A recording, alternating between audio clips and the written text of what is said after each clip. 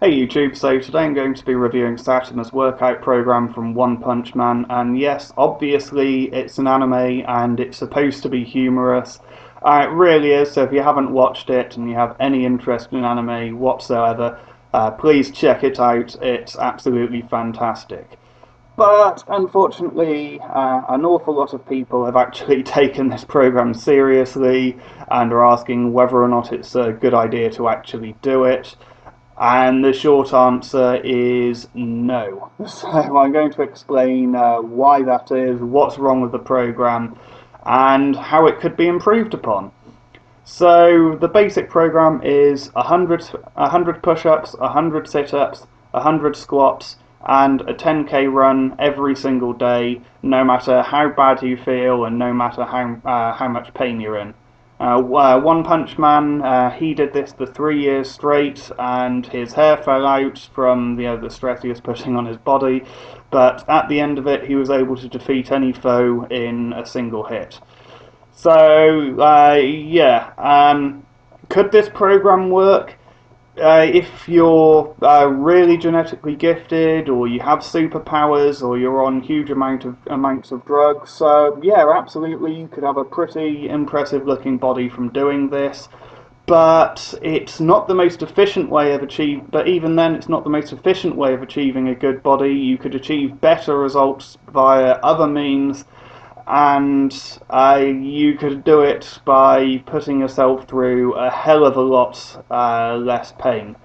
So the first problem with it is there's absolutely no progression scheme with it. You're doing the same thing all the time, and past a certain point you're simply not going to see any progress. So if, for example, I benched 100 kilos for 8 reps every single day, I might be able to get my bench press up to 140, maybe 150 kilos, but it's never going to get any higher than that because I'm not putting my body under progressively more stress, and my body's simply not going to get any stronger because it doesn't need to. I'm just never going to be challenging myself enough for my body to continue to adapt. So once you're quite strong, then you're simply not going to get any stronger with this program, and it would be impossible for someone who isn't very fit to actually get to that point. They're simply just going to do their body in and just absolutely crush themselves before they actually see any progress. They're probably not even going to make it through the first day. They're probably going to make themselves ill, have all sorts of joint pain, and end up actually regressing. So, yeah, that's the first problem with it. The next thing is that it will lead to some pretty bad muscle imbalances. If you're constantly doing pushing motions, but you're not doing any pulls, you're going to develop, you're going to develop your chest, but you're not going to develop your back muscles, and that's going to end up with you having hunched over shoulders, bad posture, probably less mobility, and a fair bit of joint pain. Really just not a good idea. You should be doing an equal amount of pulling to pushing, or at least nearly equal, at least making some kind of effort towards it. There's also quite a lot of things which are lacking from this program. There's no grip strength development, there's no exercise involving grip whatsoever there. There's not developing the traps or many of the other back muscles as well. And of course, you're not going to develop a huge amount of punching power without actually working on your technique. Okay, so on how the program could actually be improved. Now, I don't think that this is the best way of training by a very long way, no matter what your fitness goals are, but I'm going to stick to the same principles that Siatama uses and make this program as close to his as you can, but just addressing the mistakes he makes. So yeah, using the same principles of doing the same workout every day, and just focusing on body weight exercises. So first off, If you're aching really badly after the first few weeks, or you start getting joint pain and that kind of thing, feel free to take a day off. If you start getting joint pain on a particular exercise, stop that exercise immediately. Try and work out whether or not it's a form problem which is causing it, or whether or not it's just a wear or tear thing. If it's a form thing, correct it. If it's wear and tear, then take a day off. You really don't want to be doing your joints in. So yeah, don't be a pussy, don't be lazy, but if you need a day off, if you actually need it, if it's going to be beneficial for your goals, then do it. Constantly aching is the antithesis to fitness, and you should be making progress. If your progress starts regressing, then that probably means that you're actually overtraining to some degree, and you should take a day off so that when you come back fresher and you can continue to make progress. Also, take the time to learn proper technique. I really can't stress this enough. See loads of people, they just try and do these exercises without having any idea what they're doing. So on with the program then. Push-ups. I don't want you to be doing 100 every day. I want you to be doing as many reps as you can, twice per day instead.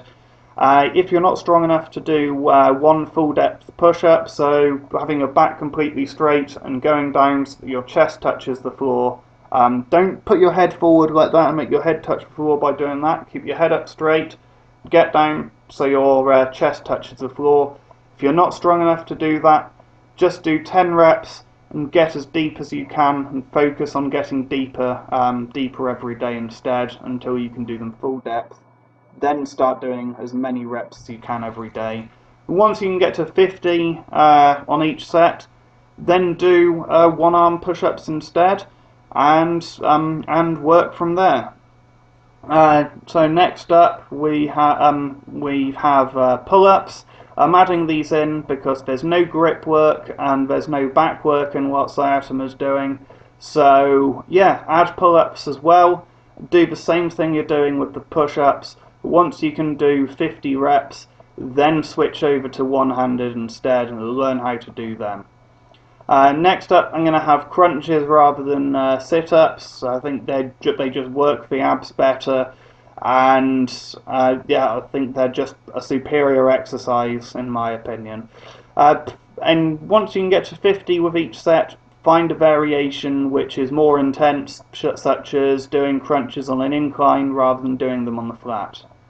I'm also going to add back extensions to this because you're going to be overtraining your abs and not training your back enough doing this routine. So add some back extensions in. Again, same thing as with the crunches. With the squats, once you can do 50 squats with each set, I'd suggest finding another way to make it harder. Do one-legged squats, or called pistol squats, or just switch them for jumping squats instead. Once you can get to 50 jumping squats, then really just focus on getting higher and higher with each jump.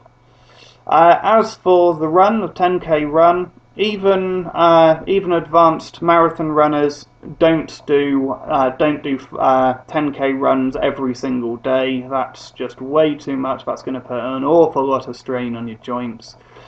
So instead, I want you to work your way up to 5k. So yeah, if you haven't done much running before, don't just increase the distance over time. And I wouldn't bother going above 5k for each run. Once you've built up to it, just focus on getting your time. Better gradually.